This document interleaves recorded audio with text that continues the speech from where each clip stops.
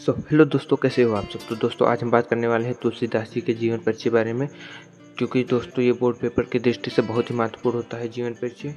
तो आइए फटाफट से शुरू करते हैं। उससे पहले अगर आप हमारे चैनल पर नए हैं तो चैनल को सब्सक्राइब करके बेल आइकन को ऑल पे जरूर सेट कर लीजिएगा और वीडियो को लाइक कर दीजिएगा। आइए शुरू करते हैं। सबसे पहले लिखेंगे जीवन परिचय। इससे पहले आपको बता दें कि इनके जीवन परिचय में, किसी भी जीवन परिचय में आप लोगों को बोर्ड पेपर में केवल काले और नीले पेन का ही इस्तेमाल करना है, ना कि आपको जेल पेन का इस्तेमाल करना है।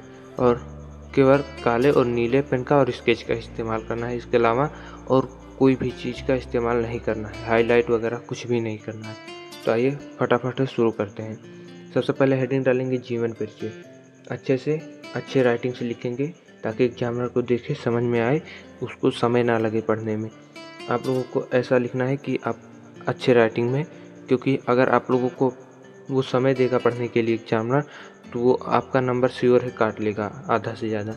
तो आप लोगों को ये ध्यान देना है कि आप लोगों के राइटिंग में अच्छा हो, क्योंकि एग्जामिनर देखे तो उसको समझ में आ जाए तुरंत कि क्या लिखा है।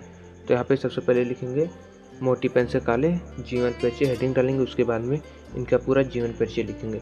तो इसके बाद क्या लिखेंगे, गोस्वामी तुलसीदास जी का जन्म सन 1554 ईस्वी में उत्तर प्रदेश के बांदा जिले के राजपुर नामक ग्राम में हुआ था। यहाँ पे देखिए इनका जन्म सन 1554 ईस्वी में हुआ था, लेकिन आप लोगों को हर किताब में अलग अलग से दिखाई दे सकता है। हर किताब में मैंने अलग अलग पढ़ा है।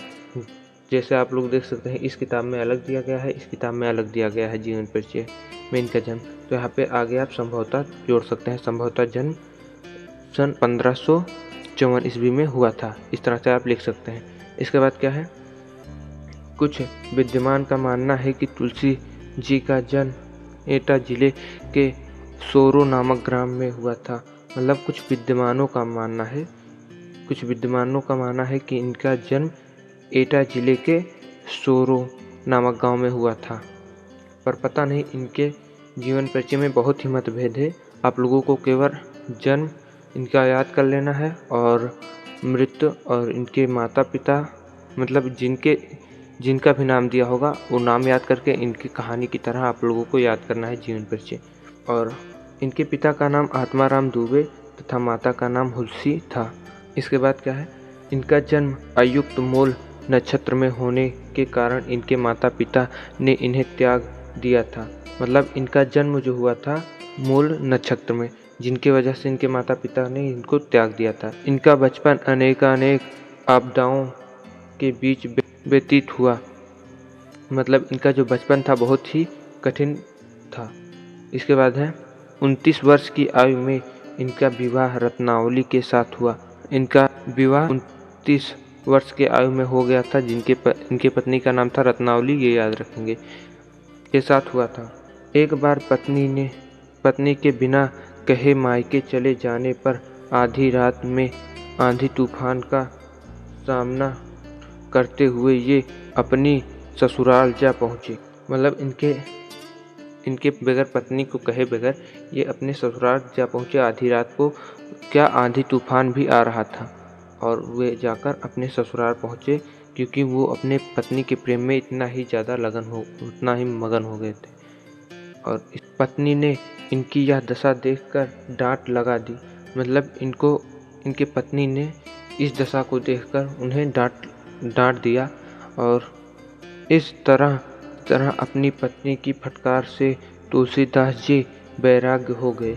मतलब इनके पत्नी ने जब इनको डांटा तो उनके पत्नी डांटने से उनके दिल पे लग गया और वे वैराग्य जाकर बन गए। इसके बाद क्या है, और ये श्री राम के चरित्र की रचना करने लगे। अपनी अधिकांश रचनाएं इन्होंने चित्रकूट, काशी और अयोध्या में ही किया। मतलब इन्होंने अपने जब पत्नी का फटकार पाया उसके बाद ये आकर मतलब राम के पवित्र चरित्र का रचना करने लगे।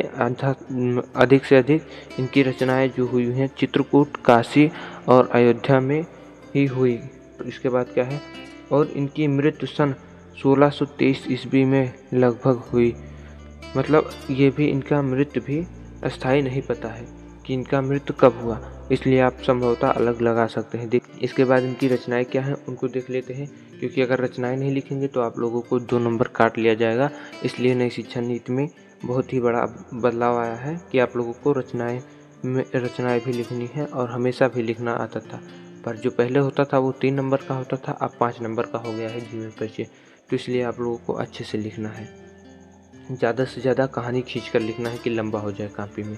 तो आइए अब इनकी रचनाएँ भी देख लेते हैं। ये रचनाएँ बहुत ही ख़ास हैं, क्योंकि बहुत ही अच्छा इन्होंने रचना किया। रचनाएँ डाल के आप लोगों को हेडिंग डालना है रचनाएँ, उसके बाद में लिखना है पहला रामचरितमानस, दूसरा कवितावली, तीसरा गीतावली। जी हाँ दोस्तों, बस इतना ही आपको लिख देना है और आपके 5 नंबर, टोटल 5 नंबर आपको पक्के हो जाएंगे एग्जाम की तरफ से, इस जीवन परिचय की तरफ से। तो दोस्तों आपको बता दें कि आप लोगों को 2 प्रश्न आएंगे जीवन परिचय में, और जिनमें से पहले में होगा 3 जीवन परिचय जो होगा गद्य से, और दूसरा होगा 3 क्वेश्चन आएंगे जो होगा पद्य से। तो इनमें से एक करना होगा और इसमें से भी एक करना होगा आप लोगों को। तो आप लोगों को क्या करना है क्या नहीं, तो आप लोगों को टोटल 6 जीवन परिचय तैयार करने हैं, जो कि हमारे इस चैनल पे करवाया गया है। तो जो आप लोगों को ये स्क्रीन पर वीडियो दिख रहा है, ये प्लेलिस्ट पूरा जाकर देखिए, और इसमें मैंने सारा ही जीवन परिचय कराया हुआ है बोर्ड के पेपर का। तो जाओ वीडियो देखो, आपसे वहीं मिलेंगे, तब तक के लिए जय हिंद।